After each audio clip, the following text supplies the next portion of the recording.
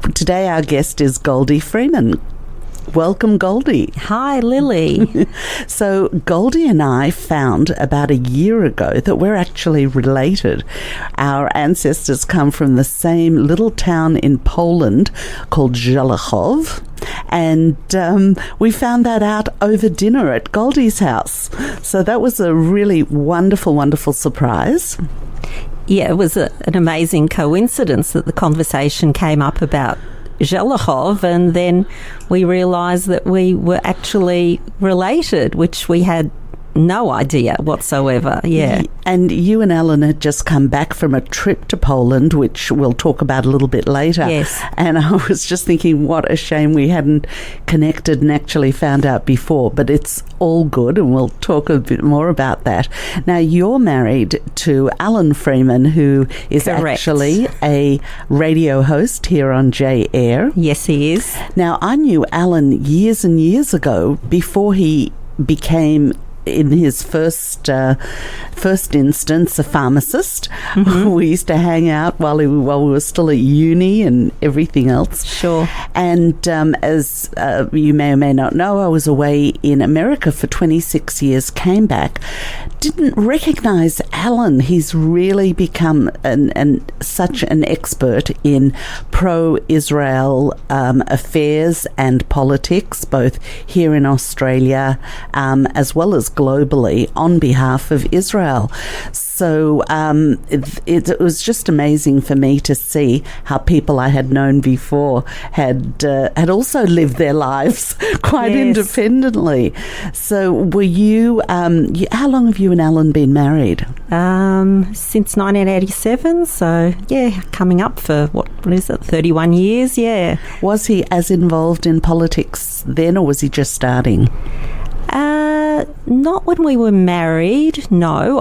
I'd say, well, he was definitely, Zionistic and had spent time in Israel and so on, but it was really something that grew more recently, his interest in, developing that he sort of started with letter writing to the newspapers, and, those were in the days when you could actually get published in newspapers like The Age and so on, and got together with a group of people. It was a coffee club thing, and baby steps into politics where he is today, where I believe he's chairman of an organisation called the Australian Jewish Association. No, he's not actually the chairman. David Adler from Sydney is the president, and Alan is a director.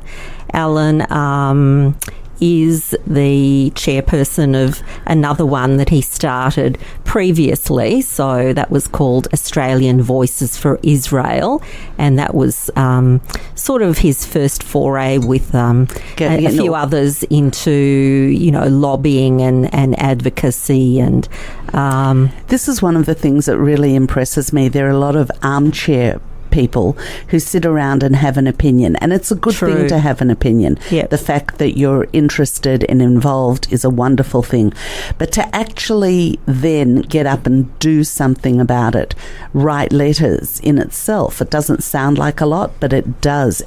Every letter helps. Yeah, I believe so. I mean, I think Alan and I are pretty much on the same page, if you like, about that. That if you believe in something, you should stand up for it, you should speak up for it, and every little bit helps. So and if you see that there's something you don't like, rather than just sit around and complain, just think to yourself, well, what can I do? I don't like it. Absolutely, yeah. So taking responsibility, taking action, and as Nike says, just do it. But it's so important, and I think it actually adds another layer to your life as well when you feel that what you're doing is actually making even a little bit of a difference. I think so, yeah. I think it's important, and then you're connecting with people, and, you're educating yourself. You're able, therefore, to educate others with, the knowledge you've gained and so on. You were writing letters also? I write a little bit, not like Alan. sort of more involved on, posting things on Facebook, which is a little bit easier than writing letters. But it's amazing the reach that Facebook gives you globally. Yes, it is, and it's a very good, tool for educating yourself about, what is going on because, sort of through Alan, I guess, I've really gotten more involved in Israel advocacy and particularly his work with the Australian Jewish Association and, sort of helping out with that, and I'm very interested. And you were born here? Yes. And you went secondary school, you went through Mount Scopus? Yes, not all the way. I went to some state schools beforehand, but I did all the high school at Scopus, so yeah. How do you think of your days back at Scopus in high school now that you're older and you've grown up, you've got a daughter? Yes. How do you remember those school years? Look, I made some good friendships. I'm still friends with, a few people from there, some girls. It was a very good school academically, and I, really enjoyed that aspect of it. Did you send your daughter there? Yes, so she went through from kindergarten from Gandal Beeson all the way through to VCE. And from the feedback you got from her as she was going through, she also enjoyed the experience. It was similar sort of things? Yeah, look, she was happy, therefore we were happy with Scopus, and Alan was an alumni also of Scopus. He went through from kindergarten when it was in St Kilda Road. So, those were the days when they popped a 5-year-old or 4-year-old on a bus, I don't know, and sent them off. Yes, I went to Scopus for a while myself and remember those long bus rides. Yes. Out to the Burwood campus and back. I think school was an easier time then without social media. Probably, yes. I mean, I think it's just completely different now. There's a lot of, bullying and all this sort of cyberbullying and stuff that, obviously we didn't have. Yeah, kids were mean, but it's nothing like the way they are today, and the impact is nothing. Definitely, yeah. It can be a bit scary when you because even though we were latchkey kids, or our parents might have been working or not been at home or anything, it was still a lot simpler and easier than what it is today. Yeah, definitely. Yeah. So, and then you went on to become a lawyer. I didn't realise that when I first met you. So okay. Was that my hidden past that proud past, really, yes. to get into and pass law is even, especially then, but even now, is pretty impressive. Yeah, so I did a BA LLB at Melbourne University, and yes, I went on and practiced law for probably about a year and a half after that, and then I decided I'd go to the bar, be a barrister. And that always seemed so much fun to me, to be a barrister rather than a lawyer. It really actually was. So I did that in 1985, and I actually look back at that time as being sort of some of the best times of my life, the bar. So it wasn't anything that your parents pressured you to do? No, they were really not keen on the whole bar thing. They saw it as a bit free-floating, Do you remember if you felt pressured by your parents to do things or to go in certain directions in terms of your life, and not just what you studied, but even when you were dating? So yes, I guess my parents were pretty old-fashioned, and when you think back what they went through, so sorry, were you an only child? No, I have a brother. Who's 13 years older than me. So he was actually born in Poland, straight after the war in 1946. So, and I was born here in Melbourne. So, and 13 years, it was quite a significant difference. So he went off to study medicine, and in a lot of ways it was like I was an only child in some ways, but then in other ways, I did have the support of, an older brother, which was really good. But yeah, my parents were, they were pretty focused on education. Yeah, and there were a lot of those. There's a 10-year age difference between myself and my sister. She's 10 years younger than me, and it makes for an interesting dynamic as you're growing up, because they're almost like parents, but they're not. It is. It's almost like having, like a second father, sort of like one level below, because, they're younger and more up with things. So, yeah. How do you remember him, or how do you remember your relationship with him when you were a teenager? My brother? Yeah. So, I was a bit of a novelty, and all his friends had come over and, sort of just, I'd be able to, like, comb his friend's hair and things like that, which, just because I was a little girl and, I was a novelty there. Things like, I remember a funny experience. He used to, things were not, didn't live in luxury, lived in Carlton, and my parents worked very, very hard at the Victoria Market, and they'd get up at 4:30 in the morning and go out to the market and set up the whole stall completely from scratch. Like, there was literally nothing there. And that would be my father, standing on top of the truck, which was an old International, and literally throwing ropes over.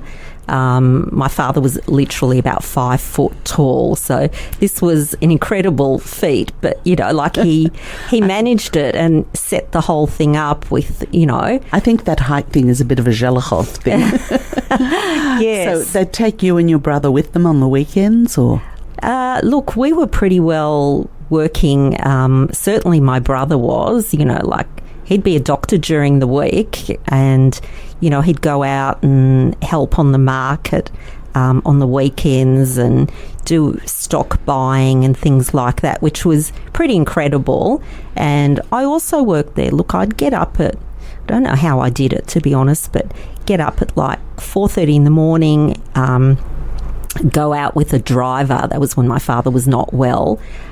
Set up the stall, then take the tram and go to Melbourne University, do a day of lectures, come back and do the whole thing in reverse. And then, we worked on Saturdays and Sundays. And it wouldn't have even been an issue. It's just something you had to do, to help your parents. And now kids complain about, the tiniest thing. Yeah. I have told my daughter this story, but I think she doesn't believe me.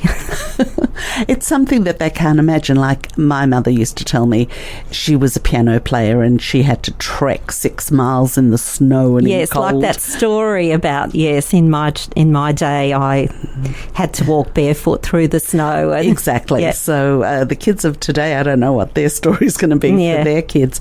But it's just interesting to know that you really have got that tenacity when you need it.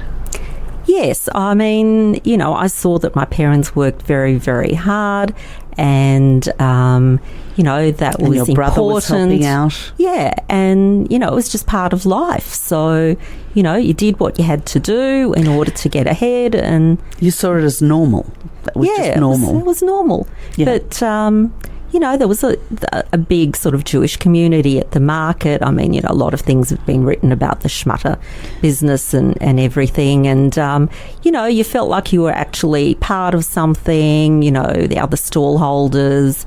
So it was... And do you remember back when you were a lot younger, and even in your high school days, the sort of family life when your parents weren't at the market? Yeah. Most of their friends, would you drive out somewhere for days on the weekends, or were the gatherings large family or family and friends? And what was the atmosphere? We didn't have a large family, but they connected mainly on Sundays, and they'd go to somebody's house for lunch or afternoon tea, or you would go to the country or something, and then there were holidays, and And now your brother's married? Yes, he's married, and he's got kids as well. 3 children who are all married, and yeah. So when you started dating and going out, how did your relationship change? Was your brother very protective, was he?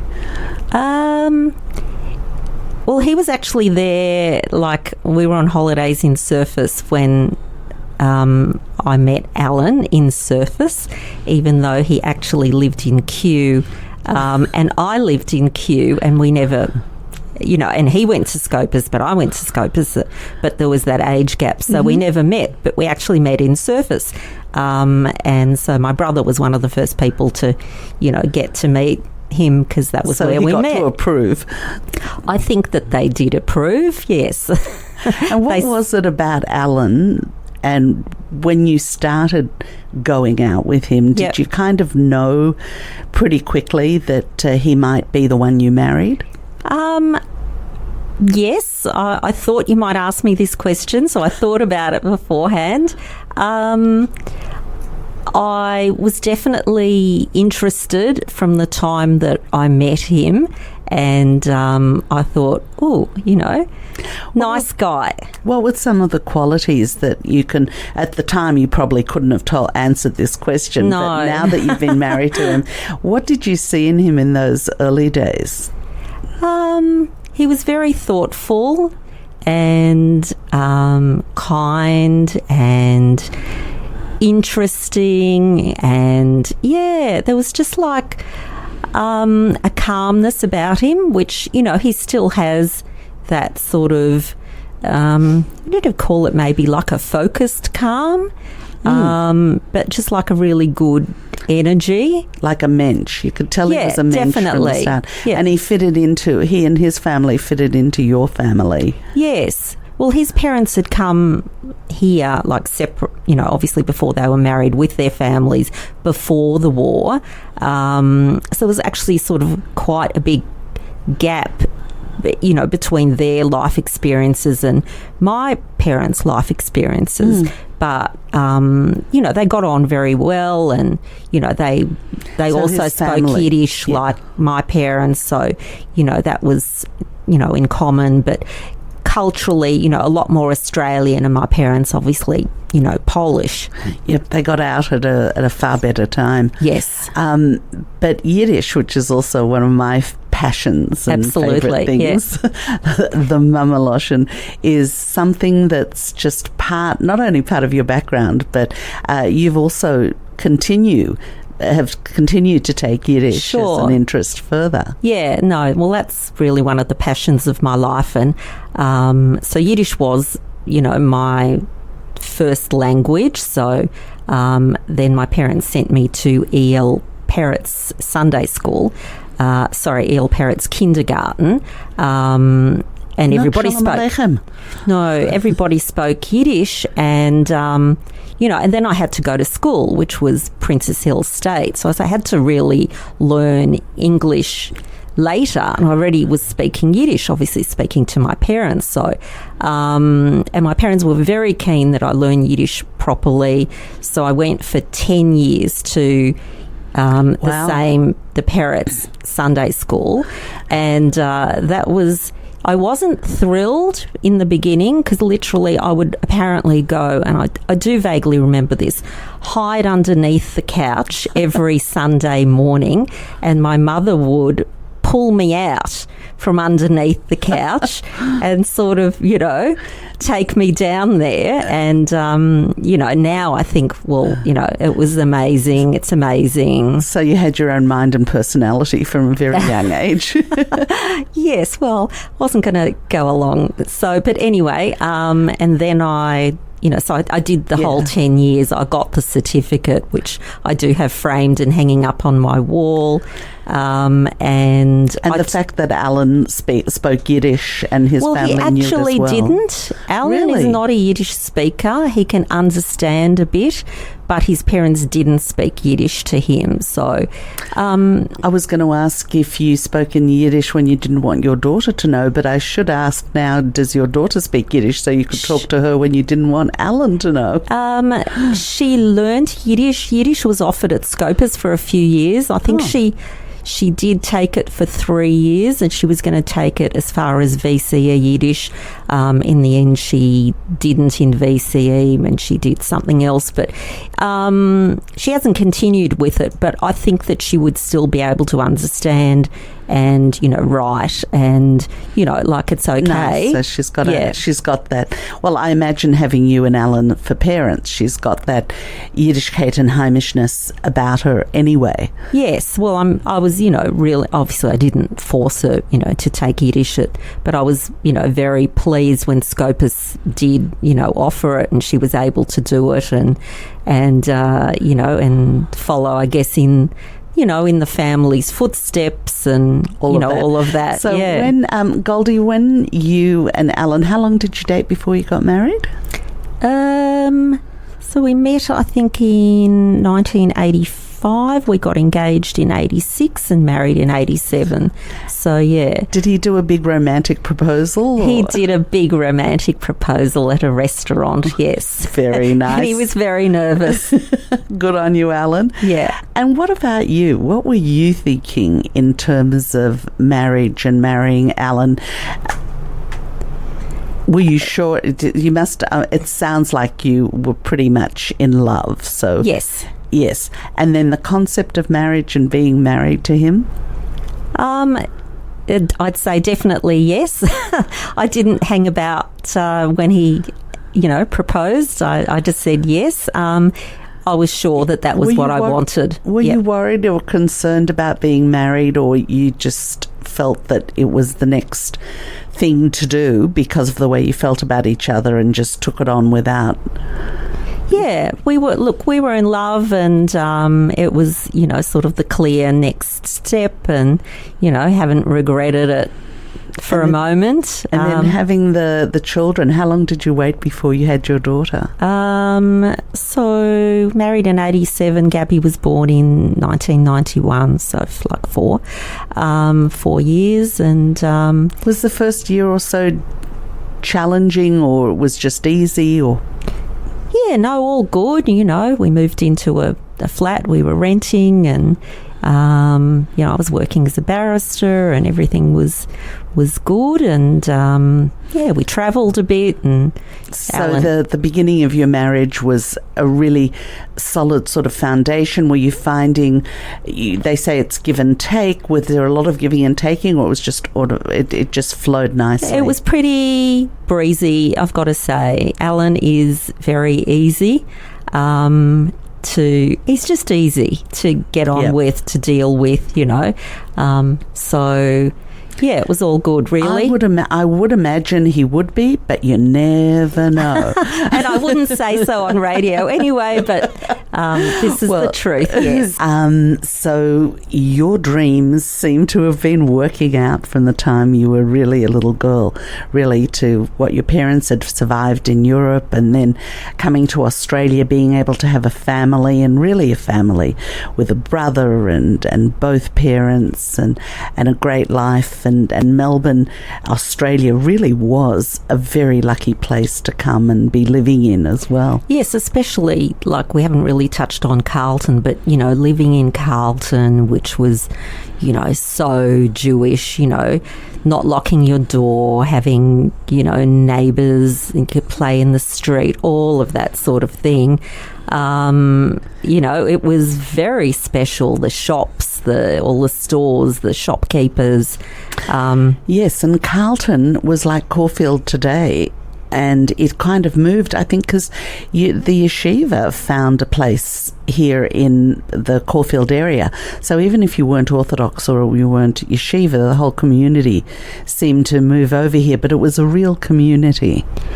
Oh, it definitely was. It was, you know, like a really sort of special time to, you know, experience that. And yeah, and you found in Alan somebody that had definitely similar values and aspirations and dreams, and you had a child, your little girl. Yes, had Gabby, as she's known. Yes, and through that, the pregnancy went well and everything, but there were a few challenges afterwards.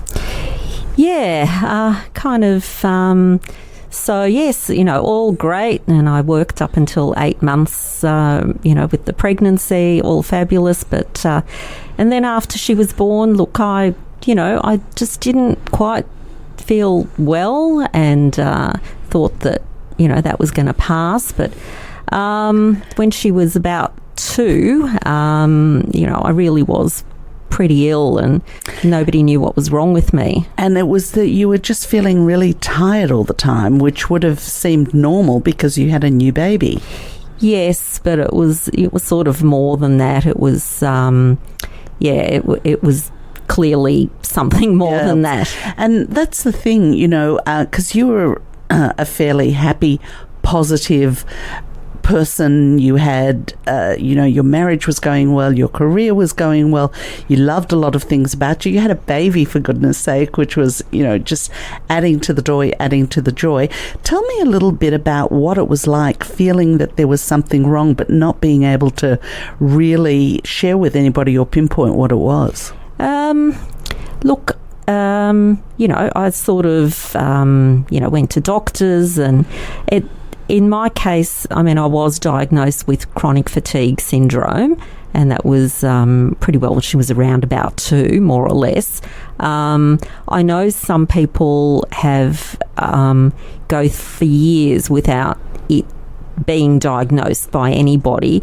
I guess I was fairly lucky in that, I saw a physician and they did diagnose it pretty much. Yeah, but even with the diagnosis, because I remember when that diagnosis first started coming out, there's this thing called chronic fatigue syndrome. Yes. But everybody was working hard. Everybody was tired. This was obviously a lot more than that because you had this bubbly, happy 2-year-old and you were still feeling tired. So just talk a little bit about that and that interaction and what was going on with you with this chronic fatigue syndrome and how you were dealing with it, especially with a little baby. Basically I was laid up in bed. That was it. And it wasn't, a question of willpower or anything because I had plenty of that. But, there was, it just overpowered you. I've heard people compare it to, having a flu, a hangover and having run a marathon. So it's more than tired. It's more than exhaustion. Different people have different symptoms with it. It's kind of like a bit of a cluster illness. So you can't sort of say that, the 2 people are exactly the same with it. But so when you were in bed, you were sleeping a lot and it was really just draining a lot of energy? I was, it was, even when you woke up from sleep, you didn't feel as if you had any more energy. I was actually so bad that, basically all I could do during the day was have a shower and go back to bed. I recall this, I could not walk to my letterbox. Wow. I couldn't. It was, and when at my really worst, I just, I didn't have the energy to lift a spoon. And I don't want to dwell on this too much, but just very briefly, how did it affect your relationship with a 2-year-old at the time? Look, I couldn't sort of do the day-to-day caring of her that I wanted to do. We had to rely on a lot of help from others. Alan was amazing. He'd get home from work and have to bathe her and, things like that. And I'm assuming both sets of parents came in and out. All of that. And, we had to have some people as well to do things because it was impossible for me. Now, I know that Alan was supportive throughout as well. He was a pharmacist. He really understood about these sorts of things. But did it affect your relationship with Alan at the time, or how did it? Must have, but how did it? Look, it was a bit like a black cloud, hanging over us because, nobody really knew when it would pass, how long this was going to go on for, what was going to happen next. How long did it last? Look, I was bad for a significant period of time. A year, 6 months? No, it was more like years. It was sort of like a gradual climb up where I could do more and more things, and then sort of look back and go, oh, wow, I remember somebody coming over, a fellow who had actually had chronic fatigue, to give me a pep talk, and he was better. He was a fellow barrister, actually, and he said, there'll come the day when you'll be able to walk to the corner. Well, the corner was, 50 metres or something like that. And then you'll be able to walk around the block and, this kind of thing. And I thought, at that point, little old ladies were walking past me, with walkers faster. It's a very bizarre thing. It's very difficult to explain if you haven't actually experienced it. And the important thing is that you do eventually come out of it. Do you think it was medication? Do you think it was time? What do you think? I think in my case it was time, and, like a lot of support and care and, Do you remember waking up one morning after it had passed and thinking, wow, I actually feel good? No, I don't think there was that delineation. It was just sort of like, okay, thank God that, things, are improving and are better. And, it's almost like, a file in your mind that you close and you really just don't want to think about it because it's just like too awful. Having said that, look, we always made Gabby the priority during this really difficult time. That, what happened to me, I didn't really mind, but, I wanted her to be happy. I wanted her not to miss out on any of her, plans with friends or whatever. So whatever, it was all about sort of... making sure her life was as normal as possible. Exactly. And what about your relationship with her once you started feeling better? Did that start to change a bit? Well, I was able to sort of spend more time actually like doing things like, going to the park and things like that. But, she hadn't sort of missed out, but, maybe in some ways she missed out on, I guess a healthier me, which... she then had from the age of 4 or 5. Yeah, so, it was, what can you say? She doesn't really remember. Does she remember? I shouldn't say that. Does she, in fact, remember that stage in her life or not really? I think that she does remember it, yep. And, and probably there are sort of not some... Is it something she's talked about or said anything about or asked you about? She talked about a little, but it's just one of those things. Life happens. Things do not go smoothly necessarily, and you just have to deal with it. And I guess what I learned, out of that was the resilience and the fact that even when you think that you can't get through something, you can get through it, and you eventually do. And I learnt a lot of like coping sort of mechanisms and things like that. So, which just reinforced how resilient you are, and you had a point of comparison also to how good life can be, both before, during, and after. Yeah, well, that's right, and. It's good again. Yes, exactly.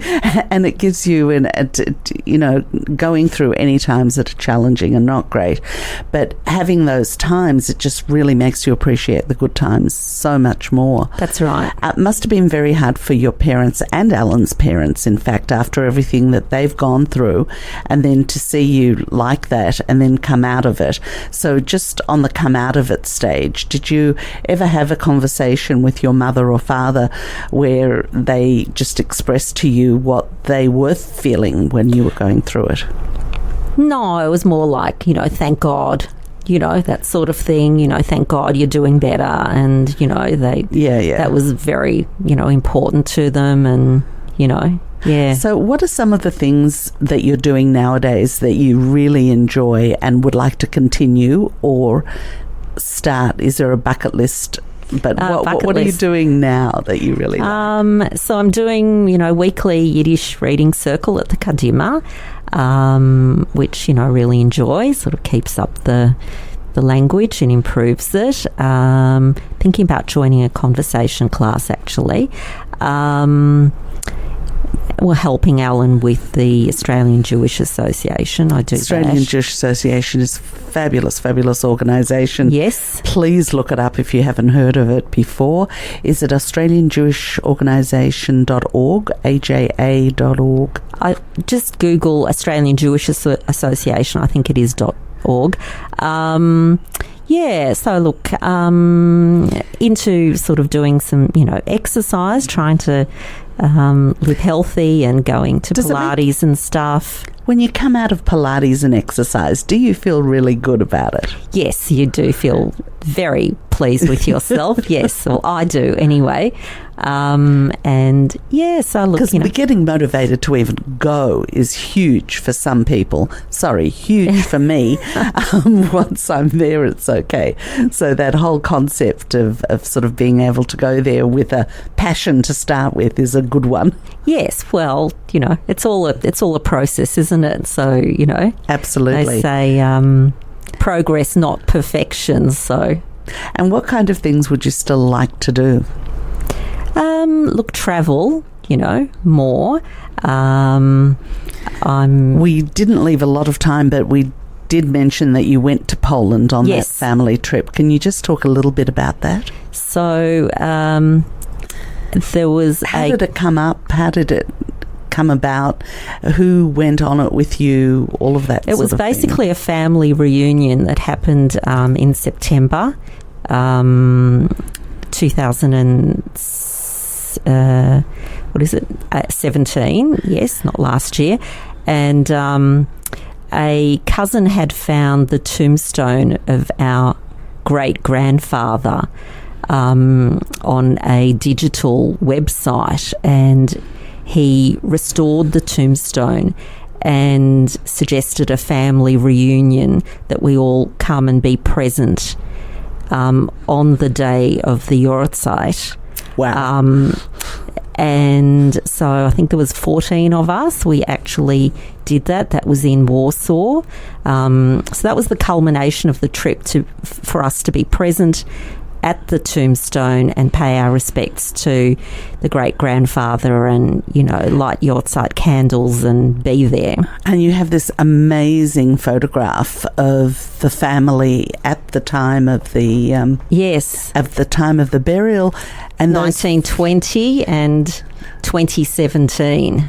And 2017, the next generation and the some of the same people, but also in the same positions and places. Well, descendants, we tried to position ourselves in sort of similar positions to, where our ancestors stood in that photo with that. And it was incredible. And we must also mention Facebook has done some amazing things, but there's an incredible guy called David. Yes, I wanted to mention that. David Lukawecki. David Lukawecki. He's got a Facebook group called Jewish Zelechow. So if there are any Zelechowers out there that are hearing this, look it up, go on it, and I think there's over 700, members now, and people joining all the time, and he is doing, David, an incredible job. Amazing job, and we must say he's only in his 20s. He's only just got engaged to a lovely American girl, but he was given, how your parents and grandparents say, please do this, please, remember. Right. Well, he actually took that to heart, and seriously, his grandfather gave him that job to do, to always remember, and he's done... I didn't actually know that. Yes, and he's done over and above. He's translating all the Yiddish memory books and he's creating a street where he's doing a model where people actually lived. He's got their addresses and everything. Yes. Just an amazing job, and we hope he's going to be in Melbourne, and I'd love to interview him here when he comes. Yes, he's really, I mean, it's just phenomenal. You know, anybody who wants to know anything about anything, well, certainly in our family, he's the go-to guy, but also for Zelechow and yes. Yeah. And my mother's 85, and he spoke to her by phone. He's in Israel now. Yes, I heard that. And he knew more about the family than she did, and he's able to fill in gaps. And for her, when I show her the photos and when I tell her about a new bit of information that he's found about a relative that she knew from birth, it's just such a joy and such a pleasure that he really is just doing God's work. Amazing Yeah, I think so too. I can't actually wait to meet him, hopefully in Israel, because that's where he lives. Yes. And we have, or you more closely, have a relative who is now, Paula is how old? She's 106. 106 years old, living in Melbourne, from Zelechow. Just do the explanation of their relationship. So it's my auntie. So that was my mother's sister. She lives in Caulfield, and she's a phenomenon. What can I say? As is her daughter, who you arranged for me to meet. Oh, yes.